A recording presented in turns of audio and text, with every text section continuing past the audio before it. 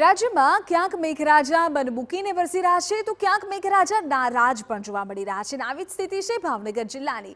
અડધો અષાઢ મહિનો પૂર્ણ થવા આવ્યો પણ જિલ્લાના મુખ્ય 12 જળાશયો પૈકી 5 જળાશયોમાં પાણીનો તેની કુલ ક્ષમતાના 10% જથ્થો પણ સંગ્રહિત થયો નથી.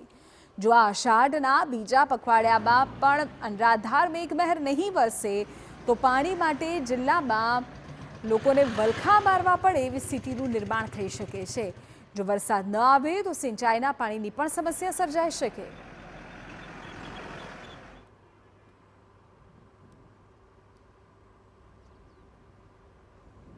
જિલ્લા માટે શેત્રુંજી એ મુખ્ય સ્ત્રોત છે.